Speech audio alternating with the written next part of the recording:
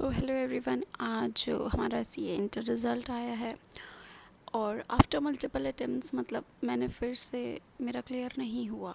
मैंने इस बार सिर्फ ग्रुप 1 ही दिया था बट स्टिल मेरा वो भी नहीं हुआ और मेरी किसी में एग्जामिशन भी नहीं आई। मैंने अपना रिज़ल्ट अपलोड कर दिया है।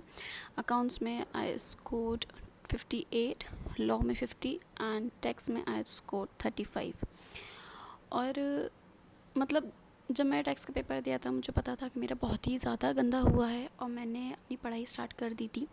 बट ये जो वीक था, लाइक दिस वीक, जब पता चला रिज़ल्ट आने वाला है तो मैं बिल्कुल पढ़ ही नहीं पा रही थी। लिटरली मैं बिल्कुल भी नहीं पढ़ पा रही थी। मेरे दिमाग में बस सिर्फ रिज़ल्ट रिज़ल्ट घूम रहा था, जबकि मुझे पता था कि मेरा टैक्स का इतना गंदा हुआ है, I won't be able to clear this attempt. But still मतलब एक होप होता है ना कि हाँ हो सकता है, हो जाए हो जाए। तो वो वाली एक चीज़ थी। फिर मुझे कल से बस सिर्फ रोना ही आ रहा था। I don't know what kind of mood swings I was having. बस मैं रो रही थी। और मैं भी दिखाऊंगी मेरे जो क्वेश्चन पेपर्स थे, मैंने घर पे पेपर दे के आके एवेल्युएट करा सारे मार्क्स के, मेरे कितने कितने आई कैन स्कोर, मेरा कैसा कैसा पेपर हुआ है।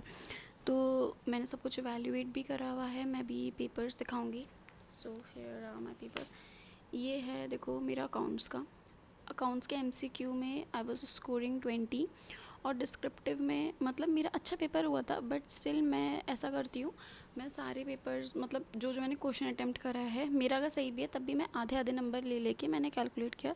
तो मैंने देखो यहाँ पे लिखा है 52 मार्क्स, जबकि मेरे आए हैं 58। यार 2 नंबर और दे देता ICI तो मेरी एग्जामिशन आ जाती। चलो कोई बात नहीं। फिर आते हैं लॉ पे। लॉ में मेरे MCQs में 22 आ रहे थे और डिस्क्रिप्टिव में मैंने इसमें कुछ मतलब सही लिखे हैं, 25 लिखे हैं डिस्क्रिप्टिव में, MCQ में 22। और ये मैंने अभी नहीं लिखा है, ये जिस दिन मेरा पेपर हुआ था मैंने उसी दिन ही आके पेपर एवेल्युएट करा है। सो मेरे लॉ में 50 आए हैं। और आते हैं हम टैक्स पे। तो टैक्स में मेरे MCQs में आई थिंक मेरे 11 आ रहे थे, मैंने 11 नहीं लिखा हुआ है और मैंने यहाँ पे क्लियरली फेल लिखा हुआ है। मतलब मुझे, क्योंकि मैंने डिस्क्रिप्टिव में मैं अटेम्प्ट ही नहीं कर पाई थी। मैं डिस्क्रिप्टिव में सिर्फ 35 मार्क्स का अटेम्प्ट करा था और मतलब हाँ मेरे हिसाब से थोड़ा थोड़ा सही था बट स्टिल ना आपकी गलतियाँ हो ही जाती हैं, कोई कैलकुलेशन मिस्टेक है या कुछ भी XYZ। तो मेरे अगर डिस्क्रिप्टिव में 25 आए होंगे और MCQ में 11, दैट्स वाई आई स्कोर 35। तो मतलब सही में बहुत बुरा तो लगा रिज़ल्ट देख के, जबकि मुझे पता था आई वॉज मेंटली प्रिपेयर्ड कि मैं फ़ेल ही हूँ। मैंने घर पे भी कह दिया था, लेकिन तब भी घर वालों को होप्स होते हैं यार, आपको खुद भी कहीं ना कहीं एक थोड़ा होप होता है। बट इट्स ओके, मैंने पढ़ाई स्टार्ट करी।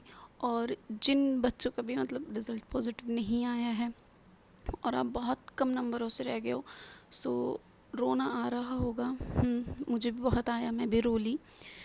बट रोने से अब कोई फ़ायदा है नहीं। एग्जैक्ट आफ्टर 2 मंथ्स आपके पेपर हैं, 1 सितंबर से आई थिंक पेपर स्टार्ट है। सो इट्स बेटर कि जल्द से जल्द तैयारी स्टार्ट कर दें। और मैं तो बस यही होप में हूँ कि मेरा इस बार होगा and I will try my best.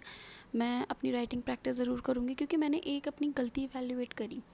आप आज अपने मतलब जो जो बच्चे फेल हुए हैं अपना पेपर लेके ज़रूर बैठना और देखना आपने कहाँ पे गलती करी, लाइक क्वेश्चन नहीं अटेम्प्ट कर पाए या क्वेश्चन में गलती कहाँ पे थी।